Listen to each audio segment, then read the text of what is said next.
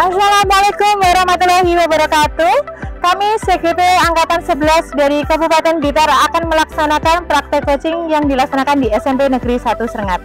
Saya Retna Wulandari. Saya Andia Meli Ratnasari. Dan saya Dwi Erna Susanti. Mari kita saksikan keseruan videonya sebagai berikut. Selamat sore Bu Erna, bagaimana Bu Erna kabarnya hari ini? Alhamdulillah baik Bu Retna. Alhamdulillah, sebelumnya saya ucapkan terima kasih ya Bu Erna telah bersedia meluangkan waktu untuk melakukan coaching pada kesempatan kali ini. Jadi apa yang ingin Ibu sampaikan pada obrolan kita kali ini? Iya. Jadi baik Bu, terima kasih juga kepada Bu Andia yang sudah meluangkan waktunya untuk mendengarkan permasalahan yang saya hadapi ya Bu. Begini Bu, saya itu punya sedikit masalah pada pembelajaran. Nah, kadang saya itu merasa bingung dengan kelas saya karena di kelas saya itu anak-anaknya itu cepat bosan Bu. Jadi saat pembelajaran itu mereka cepat sekali bosan. Nah, setelah bosan itu mereka akan rame sehingga sulit untuk diajar. Seperti itu Bu. Baik, jadi lebih ke proses pembelajaran ya Bu, anaknya cepat bosan, kemudian rame, kemudian akan sulit menerima pelajaran seperti itu ya? Iya Bu, betul. Baik, sebelum kita melanjutkan obrolan kita, saya mau tanya, kira-kira apa sih yang Bu Irna inginkan dari obrolan kita hari ini? Iya, saya ingin ada solusi Bu ya. Jadi saya ingin ada solusi dari permasalahan yang saya hadapi di kelas. Seperti itu Bu. Baik, kalau boleh saya tahu ya Bu, kira-kira situasi apa yang sedang Ibu hadapi saat ini? Atau mungkin Ibu bisa menjelaskan bagaimana perasaan Bu Irna waktu mengajar di kelas tersebut? Iya, jadi saya itu sering bingung Bu untuk sebelum masuk kelas. Jadi nanti di kelas itu apa yang akan saya lakukan, bagaimana kira-kira nanti saya bisa mengaktifkan anak-anak dalam pembelajaran supaya anak-anak ini tidak bosan dan bisa menerima pembelajaran saya dengan baik. Karena selama ini yang saya temui itu anak-anak itu cepat sekali bosan dengan sistem yang saya ajarkan seperti itu Bu. Terus juga mereka itu kalau saya tanyakan itu mereka diam. Terus kalau saya tanya apakah sudah mengerti gitu, mereka juga diam. Waktu saya beri pertanyaan tapi ternyata mereka juga tidak banyak yang menjawab. Mungkin seperti itu Bu. Oh iya, baik. Lalu apakah Bu Erna sudah pernah menanyakan kepada muridnya tentang kemauan mereka saat pembelajaran itu seperti apa? Ya, sudah Bu. Jadi beberapa hari yang lalu itu sempat saya tanyakan juga ke anak-anak juga. Saya meminta refleksi juga dari mereka. Mungkin saya pikir memang saya yang kurang melakukan model pembelajaran yang bermacam-macam sehingga anak-anak ini merasa bosan seperti itu. Nah, tapi dengan itu saya berusaha untuk memperbaiki Bu. Saya berusaha untuk memperbaiki tentang model pembelajaran saya dengan harapan bahwa anak-anak ini akan jauh lebih aktif dan juga lebih tertarik dengan pembelajaran yang saya lakukan. Seperti itu Bu. Ya. Tadi Ibu menyampaikan ya bahwa Ibu sudah berusaha menambah model pembelajaran, tapi anak-anak ternyata masih kurang responnya masih kurang seperti itu ya. Lalu kalau boleh saya tahu, kira-kira dalam pembelajaran itu Ibu menginginkan murid yang seperti apa? Ya, tentunya saya menginginkan murid yang aktif ya Bu. Jadi dalam satu kelas itu kita bisa terjadi pembelajaran secara dua arah gitu. Jadi kalau saya bertanya ya anak-anak itu menjawab dengan mungkin berebut dan sebagainya. Ya, seperti itu, aktif juga memberikan pertanyaan-pertanyaan yang sekiranya nanti membuat suasana di kelas itu menjadi hidup seperti itu Bu. Baik, jadi Bu Erna lebih suka kelasnya yang aktif, anaknya juga komunikatif seperti itu ya Bu? Iya, jadi saya menginginkan kelas yang hidup seperti itu Bu. Iya. Lalu apa yang mungkin dibutuhkan untuk mencapai hal tersebut yang mungkin Bu Erna bisa lakukan dalam waktu dekat ini? Ya, mungkin untuk waktu yang terdekat ini saya akan kembali lagi merubah model pembelajaran ya Bu. Mungkin saya akan banyak melakukan pembelajaran yang ada kuis-kuisnya, atau mungkin nanti saya akan meminta anak-anak untuk membuat pertanyaan dari materi, terus nanti bertukar dengan teman yang lain, atau mungkin juga ada anak yang memberikan pertanyaan, ada anak yang menjawab.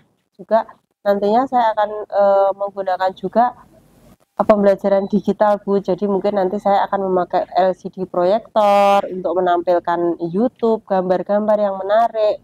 Mungkin seperti itu Bu. Baik, luar biasa sekali apa yang Ibu sampaikan. Bu Erna benar-benar merencanakan dengan matang bagaimana melakukan pembelajaran untuk membuat anak-anak aktif dan tidak mudah bosan seperti itu. Iya. Kira-kira kapan hal tersebut akan Ibu lakukan? Kemungkinan akan saya lakukan di minggu depan ya Bu, karena ini sudah tengah minggu, jadi mungkin akan saya lakukan mulai minggu depan di hari Senin seperti itu Bu. Ya baik, Bu Erna, tidak terasa ya kita sudah berada di akhir obrolan ya. Kira-kira apa yang bisa Ibu dapatkan dari obrolan kita kali ini? Iya, baik Bu, dari apa yang kita obrolkan hari ini saya merasa dapat menemukan solusi ya Bu, dari apa yang saya hadapi dan juga apa yang harus saya lakukan supaya dapat membimbing anak-anak di kelas dan supaya juga kelas saya menjadi hidup dan anak-anak bisa aktif di kelas. Iya baik, Iya. semoga apa yang kita bicarakan tadi dapat bermanfaat, kemudian dapat menumbuhkan motivasi belajar. Saya tunggu cerita Bu Erna selanjutnya ya, bagaimana hasilnya setelah Bu Erna menerapkan rencana pembelajaran Bu Erna yang sudah buat tadi. Baik, terima kasih atas waktunya Bu Erna. Terima kasih juga Bu Andia sudah bersedia mendengarkan permasalahan-permasalahan saya untuk ngobrol bersama saya dan menemukan solusi. Sama-sama. Iya. Selamat siang Bu Andia, bagaimana kabarnya hari ini? Alhamdulillah, baik Bu Retno. Alhamdulillah, sebelumnya saya ucapkan terima kasih ke Bu Andia yang telah bersedia meluangkan waktunya untuk melakukan kegiatan coaching pada kesempatan hari ini. Jadi, apa yang ingin Ibu sampaikan pada obrolan kita pada kesempatan hari ini? Baik Bu, saya juga berterima kasih kepada Bu Retno yang sudah bersedia untuk mendengarkan permasalahan yang saya hadapi.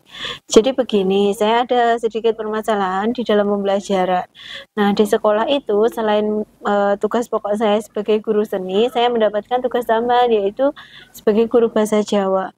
Nah, terkadang saya itu masih merasa bingung kalau sudah berada di kelas yang muridnya itu lebih banyak diamnya, yaitu di kelas bahasa Jawa tadi. Jadi tidak seperti kelas lain yang biasa memberikan respon saat saya menyampaikan materi, tapi kelas ini tuh banyak diamnya seperti itu Bu, kalau pembelajaran. Baik ya, jadi lebih kepada proses pembelajarannya yang ternyata Ibu ini mendapat tugas tambahan mengajar, tapi yang tidak sesuai dengan background pendidikannya Bu Andia, begitu ya? Iya, kurang lebih seperti itu. Baik, sebelum kita melanjutkan obrolan kita, saya mau tanya kira-kira sih apa yang ingin Bu Andia obrolkan pada kesempatan kali ini? Nah, saya ingin ada solusi sebenarnya Bu dari permasalahan yang saya hadapi, karena terkadang saya itu bingung harus ngapain di kelas seperti itu. Kemudian berbeda jauh dari latar belakang saya yang seni, kemudian ke bahasa Jawa seperti itu. Memang sangat jauh ya Bu ya, dari seni kemudian mengajar bahasa Jawa yang notabene itu dari jurusan aja beda. Ya. Baik, kalau boleh saya tahu kira-kira situasi apa yang sedang Ibu hadapi saat ini, atau mungkin Ibu bisa menjelaskan perasaan Bu Andia waktu mengajar di kelas tersebut. Baik, jujur saya itu kalau misalkan melihat jadwal saja ada pelajaran bahasa Jawa itu yang pertama seperti ada beban, kemudian saya seperti bingung seperti itu Bu, mau ngapain di kelas, mau menggunakan metode pembelajaran yang seperti apa, karena anak-anak itu lebih suka mencatat daripada diskusi, dan itu memang sempat sudah saya tanyakan di awal pembelajaran. Nah, pada di awal semester saya sampaikan ke murid bahwasanya saya juga belajar dan kita sama-sama belajar karena memang bahasa Jawa itu bukan basic pendidikan saya. Kemudian saya tanya ke anak-anak juga model pembelajaran yang seperti apa yang mereka inginkan.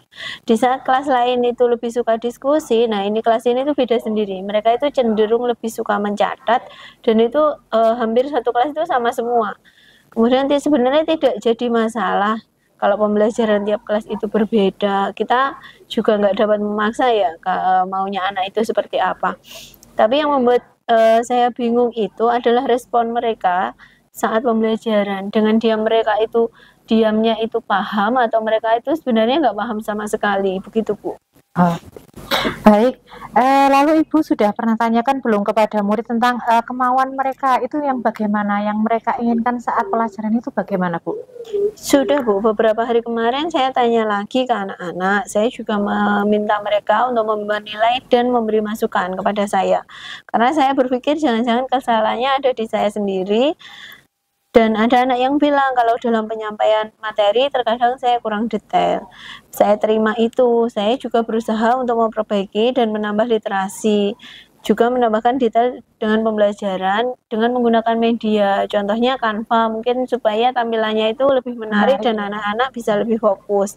Tapi ya kembali lagi, saya masih belum sesuai gitu, Bu. Jadi dalam pembelajaran mereka masih lebih banyak diamnya dan kurang ada respon. Oh iya, baik Ibu tadi sudah menyampaikan berusaha menambah metode pembelajaran, tapi masih kurang cocok dengan siswanya ya Bu ya? Iya. Lalu kalau boleh saya tahu kira-kira dalam pembelajaran itu Ibu menginginkan murid yang seperti apa? Iya, dalam pembelajaran itu saya lebih suka murid yang aktif, kemudian bisa komunikasi dua arah. Jadi kalau diajak ngobrol itu responnya nyambung seperti itu. Jadi itu muridnya tidak hanya sebagai objek, tapi juga sebagai subjek pembelajaran gitu. Jadi saya ingin tuh anak-anak tidak hanya sekedar mendengarkan terus, tapi juga aktif tanya jawab dan kelasnya menjadi hidup seperti itu. Baik, jadi Bu Andia itu suka yang kelasnya aktif, terus banyak yang tanya, merespon apa yang Bu Andia ajarkan. Mungkin mereka juga merespon, misalnya belum paham gitu ya Bu ya? Iya, jadi kelasnya itu lebih bisa hidup, jadi nggak hanya guru yang menjelaskan, murid mendengarkan, tapi bisa ada tanya jawab antara guru dengan murid. Selain itu, saya juga akan belajar lebih banyak lagi tentang mapel bahasa Jawa ini, Bu. Lalu apa mungkin yang dibutuhkan untuk mencapai hal tersebut yang Bu Andia tadi kan ingin kelas yang aktif ya. Iya. Terus yang dibutuhkan apa untuk mencapai hal tersebut yang mungkin dapat Bu Andia lakukan? Menurut saya yang bisa saya lakukan, mungkin yang pertama dengan mengubah cara pembelajaran atau model pembelajaran ya Bu, supaya lebih menarik. Mungkin nanti saya akan meminta murid-murid untuk membuat pertanyaan secara pribadi atau bisa saling tukar dan menjawab, sehingga anak-anak mungkin yang lebih terlibat aktif dalam pembelajaran.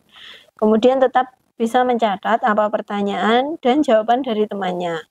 Kemudian yang kedua, mungkin saya akan memberikan tugas presentasi bisa individu atau kelompok, sehingga akan mengasah kemampuan mereka untuk berkomunikasi. Karena kalau hanya diskusi saja, itu biasanya ada anak-anak yang tidak aktif seperti itu. Kemudian mungkin juga saya akan menambah dengan menggunakan aplikasi semacam Quizizz, Bu, agar lebih variasi dan anak-anak tidak bosan seperti itu.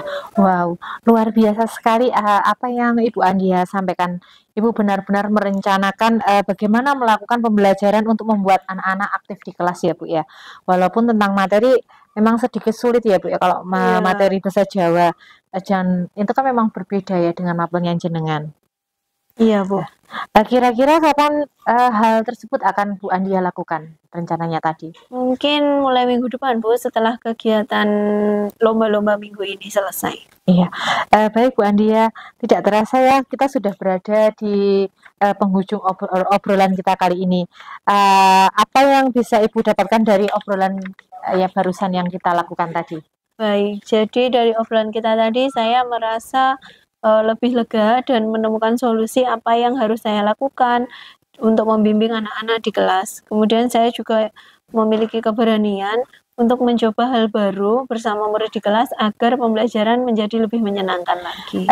Baik, semoga apa yang kita bicarakan tadi dapat menumbuhkan motivasi belajar untuk Ibu Andia, juga untuk anak-anak sendiri. Dan saya tunggu cerita Ibu selanjutnya, cerita baiknya tentunya Bu ya. Bagaimana hasilnya setelah Ibu merencanakan pembelajaran tadi yang jenengan jelaskan tadi. Baik, terima kasih Bu Andia untuk waktunya hari ini. Terima kasih juga Bu Retno sudah mau meluangkan waktu dan mendengarkan sesi curhat dan akhirnya saya menemukan solusi. Iya, iya baik. Selamat siang Bu Andia. Selamat siang Bu Retno. Selamat siang Bu Erna, bagaimana kabarnya hari ini? Selamat siang Bu Andia, alhamdulillah kabarnya baik. Alhamdulillah. Baik Bu Erna, yang hari ini akan melakukan kegiatan coaching ya. Iya Bu. Bagaimana Bu Erna, sudah siap? Alhamdulillah sudah siap Bu.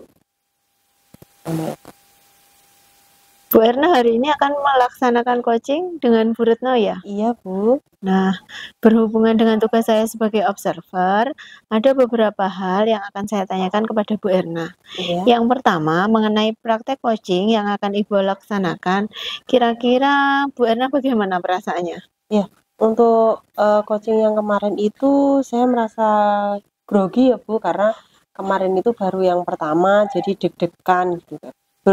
Masih awal juga dan belum terbiasa dengan teknik tirtanya. Iya. Karena kan harus sesuai kan Bu tekniknya. Iya betul.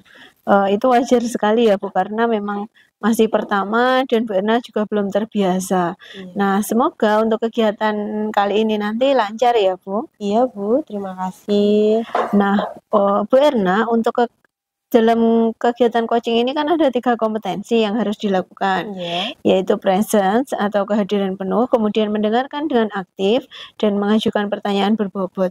Kira-kira yang Bu Erna masih kurang yakin yang di bagian mana Bu? Ya, kalau saya itu di bagian present ya Bu, karena untuk bisa memberikan kehadiran yang penuh itu kita juga membutuhkan latihan ya Bu ya, membutuhkan fokus juga dengan apa yang disampaikan oleh coach begitu. Jadi kalau saya kurang fokus, otomatis kita akan menjadi kurang aktif dalam menanggapi curhatan atau menanggapi coach dalam curhatannya begitu ya. Iya, baik. Dan juga akan kesulitan juga untuk mengajukan pertanyaan-pertanyaan yang berbobot pastinya ya Bu. Iya. Baik, jadi Ibu merasa bahwa di bagian presence ini yang perlu dikembangkan lagi seperti itu ya Bu. Iya. Nah, terakhir nih Bu, apa yang Ibu inginkan dari coaching kali ini? Iya. Yang pasti saya berharap bahwa akan ada solusi yang terbaik ya Bu dari permasalahan yang dihadapi oleh coach gitu. Iya, baik. Nanti semoga coaching kali ini dapat berjalan lancar ya Bu. Selanjutnya saya persilahkan Ibu untuk melakukan coaching, dan sebagai observer saya akan mengamati coaching yang Ibu lakukan. Apakah sudah sesuai dengan alur tirta, dan tentunya untuk bagian presence nantinya akan biasa saja ataukah justru meningkat dengan sangat baik. Seperti itu. Silahkan untuk dilanjutkan ya Bu. Terima kasih. Beri aplaus dulu ya untuk kegiatan coaching hari ini. Yang sudah Ibu Retno dan Bu Erna lakukan tadi. Nah, Bu Erna dan Bu Retno tadi kan sudah melakukan praktek coaching dengan baik. Terlihat dari alur tirta pada percakapannya, yaitu tujuan, kemudian identifikasi, rencana aksi, dan tanggung jawab. Kemudian ada yang ingin saya sampaikan dari praktek coaching yang sudah Ibu lakukan, khususnya kepada Bu Erna ya sebagai coach. Menurut Bu Erna, apa indikator keberhasilan dari diskusi tadi Bu? Baik Bu Andia, untuk indikator keberhasilan dari diskusi ini yaitu bagaimana coach dapat menemukan rencana atau solusi untuk mengatasi permasalahan yang dihadapi, dan juga dapat melakukan rencana aksi yang akan dibuat begitu. Iya, baik. Tadi kan Bu Erna sudah menyampaikan ya, ingin mengembangkan pada kompetensi presence atau kehadiran penuh. Nah, di sini tadi saya mengamati bahwa Ibu sudah dapat melakukannya dengan sangat baik. Karena dengan kita hadir secara penuh menjadi pendengar setia pada praktik coaching ini dan memberikan pertanyaan yang berbobot, akan membuat coach menjadi lebih terbuka dan merasa nyaman ya dalam menggali solusi dan permasalahan yang dihadapi. Juga hal ini juga dapat memotivasi coach dalam melakukan rencana aksi yang telah disusun dengan lebih maksimal ya Bu.